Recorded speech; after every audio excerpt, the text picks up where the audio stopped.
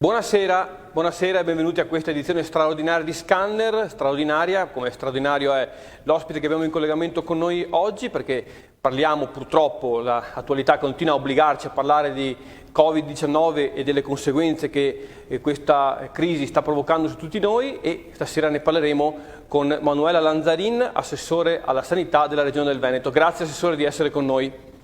Buonasera, grazie a voi per l'invito.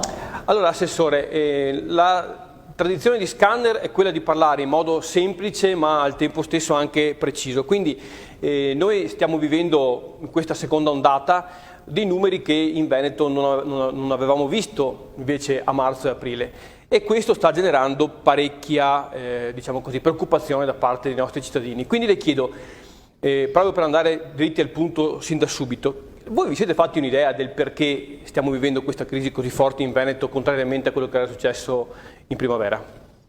Allora, noi stiamo cercando di analizzare anche con il sequenziamento del virus, anche delle ultime novità che sono state presentate all'Istituto Zooprofilattico sabato scorso, insomma, che mettono in evidenza come ci sia già la variante inglese. Abbiamo trovato 3 casi, 2 a Treviso e 1 a Vicenza, e poi ci sono anche delle altre varianti nuove.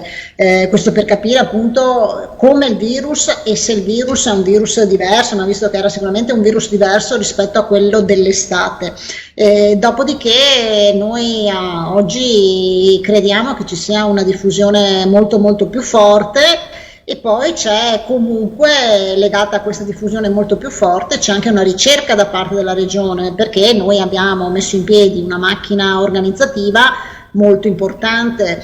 Noi facciamo circa 60.000, 55-60.000 tamponi al giorno, 20.000 sono i molecolari e 35.000 circa i test rapidi antigenici. Questo cosa vuol dire? Vuol dire che effettivamente c'è un'attività di screening importantissima, di verifica dei contatti stretti, di isolamento delle persone, e facendo tanti tamponi scoviamo anche tanti positivi. Questa è una delle spiegazioni che noi diamo. Dopodiché, l'abbiamo detto anche in altre occasioni, l'ha detto anche il Presidente, la prima ondata probabilmente c'è stata anche una circolazione minore, mentre c'è stata molta circolazione in Lombardia. Ci ricordiamo cosa è successo in Lombardia e poi cosa è successo anche in Piemonte, o penso in altre zone, in ottobre. Noi tutto sommato in ottobre avevamo una situazione molto più tranquilla, se vogliamo, a livello di numeri, invece si è più aggravata da metà novembre a dicembre. Chiaramente questo credo che noi diamo come spiegazione sicuramente che il virus sta circolando molto di più. Nella prima fase eravamo in lockdown, era tutto chiuso, nella seconda fase non siamo mai stati in lockdown, il Veneto tantomeno, e abbiamo anche visto dei comportamenti che a volte sono stati dei comportamenti non con quella responsabilità che invece abbiamo a più riprese chiesto. Ci ricordiamo i weekend, soprattutto perché noi oggi stiamo caricando un po' quello che è successo 15 giorni fa, che vanno un po' a coincidere con i weekend importanti del ponte dell'8 di dicembre. E quindi insomma questa è, diciamo, una spiegazione che noi cerchiamo di dare. Altre spiegazioni, se non che il virus sta circolando, punto, però anche dettato da una macchina organizzativa imponente, che effettivamente fa tanti tamponi, fa tanti tracciamenti e quindi trova tanti positivi. Assessore, sul fatto che il Veneto faccia più tamponi di tutti gli altri non c'è discussione, no? Però una delle obiezioni che viene mossa alla gestione della parte della Regione, quindi il Presidente Zaia e in parte a lei che è l'assessore alla sanità, è questa. E la dico proprio così apertamente come gira fra i cittadini. Il Veneto è rimasto in zona gialla e, dicono i vostri detrattori, è rimasto in zona gialla perché tra i parametri che permettevano di rimanere in zona gialla anziché arancione rossa c'era anche quello del numero delle terapie intensive, che il Veneto avrebbe dichiarato più alto di quello reale, cioè i posti ci sarebbero ma non ci sarebbero le persone, quindi gli infermieri, per metterli in moto. Quindi in qualche modo, adesso lo dico proprio brutale, ma tanto così ci capiamo, perché tanto questa è una trasmissione che si rivolge proprio a tutti, il Veneto avrebbe in qualche modo un po' imbrogliato, taroccato i numeri per rimanere in zona gialla. Adesso però la cosa è scoppiata, tanto è vero che il Veneto è quello che ha più contagi rispetto agli altri, al di là dei tamponi, però insomma il numero dei decessi, purtroppo, degli ingressi in terapia intensiva resta comunque molto alto rispetto alle altre. Ecco, a questa voce che gira continuamente, che io l'ho detto così in maniera anche forse troppo esplicita, ma così ci capiamo, voi cosa che rispondete? Ma allora, intanto rispondiamo che chi dice che abbiamo taroccato i numeri dice una falsità e soprattutto abbia il coraggio, se no, di fare segnalazioni, perché noi non abbiamo taroccato i numeri. Questa è la prima cosa che mi sento di dire. Seconda cosa, i 21 parametri sono parametri che sono stati dettati a livello nazionale e la verifica su questi 21 parametri e poi quindi la decretazione area gialla, arancione, area rossa la fa il Ministero, l'IS, il CTS, sui numeri che noi diamo. Se parliamo delle terapie intensive, perché tutti dicono ma voi avete dichiarato che avete 1000 terapie intensive, non ce le avete, questo vi ha permesso di stare in zona gialla. Allora, noi abbiamo fatto i diversi piani, abbiamo fatto un piano a marzo, abbiamo fatto un piano a maggio, poi abbiamo fatto un piano a ottobre, proprio in base all'evolversi della situazione epidemiologica. E già nel piano di maggio noi avevamo individuato il potenziamento delle terapie intensive fino ad arrivare a 1000 posti.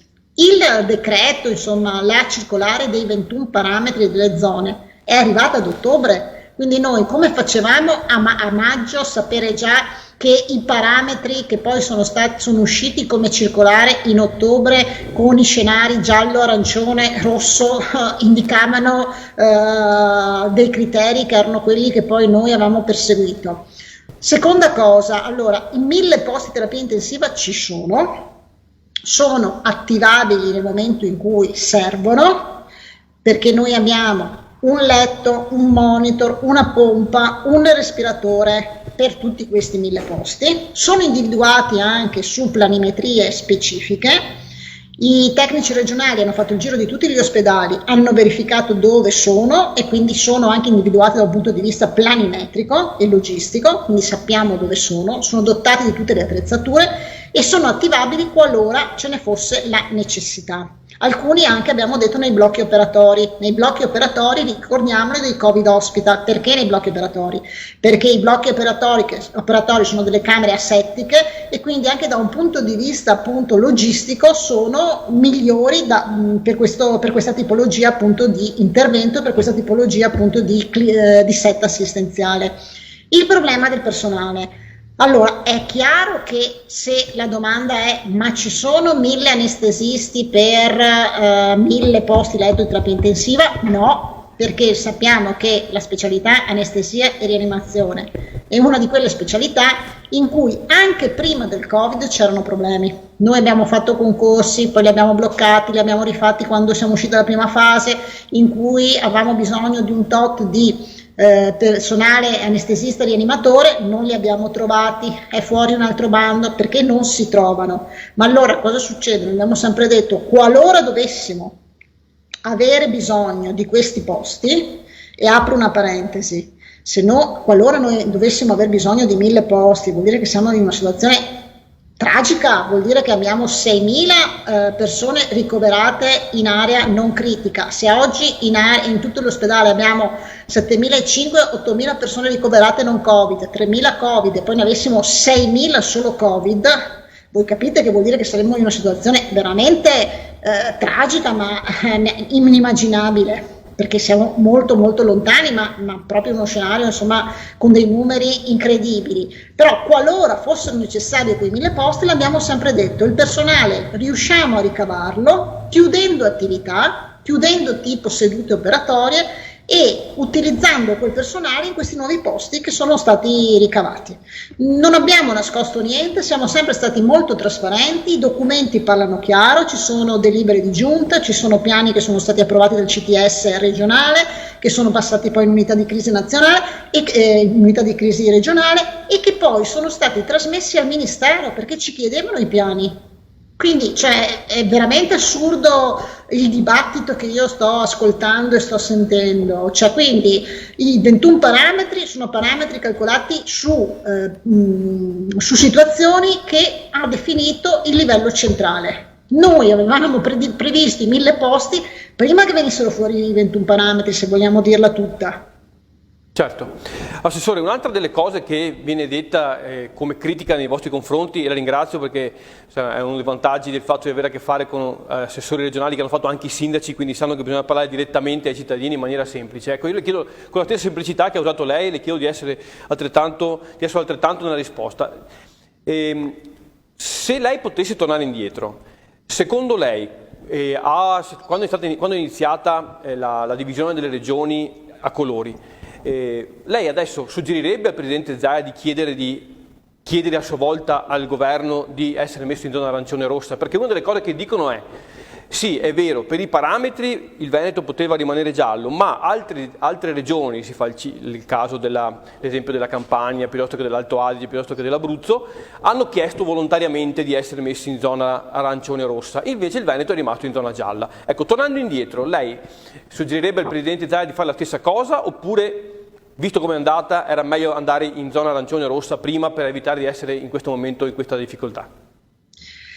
Ma io credo che quando ci sono state le varie settimane che l'RT poi decretava in quale zona le regioni dovevano andare, noi abbiamo sempre avuto delle situazioni sotto controllo, cioè come abbiamo ora. Oggi i pazienti vengono tutti seguiti, ricoverati e in più anche continuiamo a fare altre attività, perché in questa seconda fase, a differenza della prima fase, non abbiamo chiuso tutte le attività come avevamo chiuso a marzo ed aprile, quindi continuiamo, ridotte sicuramente, poi ci sono alcune aziende che riescono a fare di più, altre che riescono a fare di meno, però alcune attività stanno continuando a funzionare e a essere ancora fatte all'interno dei nostri ospedali.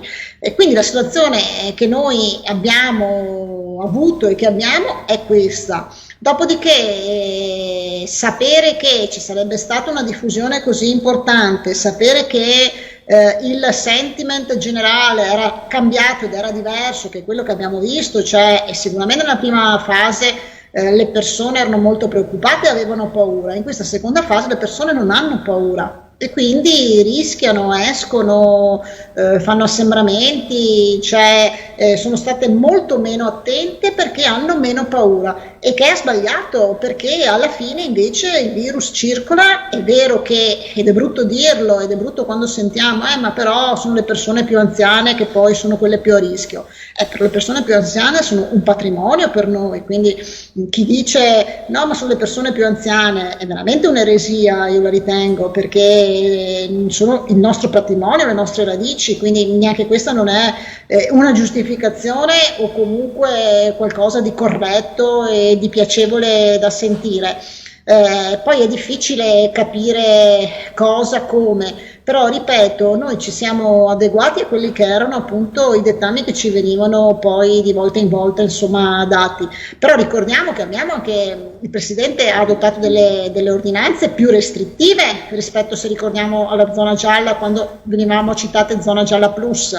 Abbiamo adottato un'ordinanza dal 19 che prevedeva alle 14 la chiusura dei bar e dei ristoranti e poi potersi muovere solo all'interno del proprio comune. Poi il 24 invece è arrivato un nuovo decreto nazionale con le aree rosse, i giorni rossi e i giorni arancione, quindi non è vero che non abbiamo adottato anche misure di questo tipo. Ecco, Assessore, l'ultima domanda che le voglio fare per poi non sottrarla al suo lavoro è questa. Ci sono dei modelli matematici che dicono che se il Veneto fosse stato zona gialla all'inizio della divisione ci sarebbero stati 400 decessi in meno in questa regione, poi è tutto da dimostrare chiaramente perché poi un conto è la teoria, un conto è la pratica, ma diciamo se il Veneto avesse seguito lo stesso andamento delle altre regioni sarebbe successo questo. Adesso continuiamo a pagare come regione ancora un grande numero di decessi rispetto al resto dell'Italia. Dai numeri che avete voi, dalle previsioni che avete voi, anche con la diffusione del contagio, secondo lei quando è che potremmo pensare di aver superato la fase peggiore e di cominciare ad andare verso una discesa di questi casi che ci fanno tanto preoccupare? Allora, io non ho visto questi algoritmi che dicono e che conteggiano questi 400 decessi meno se fossimo stati in area, penso arancione rossa a questo punto, no? Perché quindi non lo so da dove escono, non so come sono stati calcolati.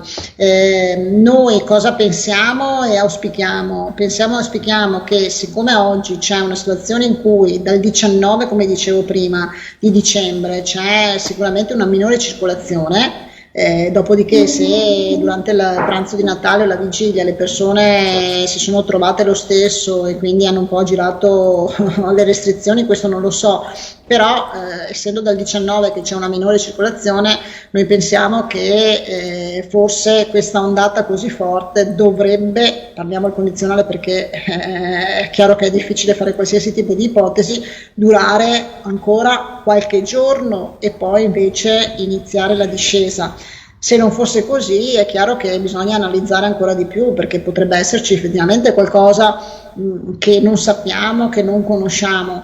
Io vorrei anche dire che abbiamo visto cosa è successo in Gran Bretagna, abbiamo visto cosa è successo in Germania, cioè, quindi mi sembra insomma che casi come questi ce ne sono stati. È chiaro che adesso inizia anche la vaccinazione e quindi questo ci fa ben sperare insomma che ci sia anche che questa contribuisca in qualche modo, anche se le prime dosi saranno solo per personale sanitario, ma anche quello della RSA, quindi ospiti, quindi noi vorremmo subito già con l'arrivo delle 38.000 dosi di domani e poi ce ne saranno altre 38.000 la settimana prossima, oltre agli operatori in prima linea, quindi malattie infettive, pronto soccorso, pneumologia, anestesia, rianimazione, le USCA che vanno fuori, abbiamo dato istruzione di andare subito nelle case di riposo. Assessore, ultimissima cosa, lei riaprirebbe le scuole il 7, le scuole superiori? Ma io credo che se c'è una condizione epidemiologica come quella che abbiamo adesso è molto rischioso ed è improbabile che questo possa succedere. Già c'è stata la modifica dal 75 al 50%, quindi mentre prima bisognava aprire almeno il 75%, adesso il 50%, però è chiaro che se le condizioni epidemiologiche sono quelle di oggi, la vedo molto difficile personalmente. Assessore, la ringrazio moltissimo per il tempo che ci ha dedicato, pur essendo lei ovviamente per ovvi motivi impegnata. Intanto grazie per il lavoro che sta facendo e speriamo verremo ancora a disturbarla nelle prossime settimane sperando che la situazione sia un po' migliorate. Grazie a voi, Grazie. arrivederci, buonasera. Buona serata. Noi ci fermiamo qui, grazie per averci seguito in questa edizione straordinaria di Scanner. Arrivederci.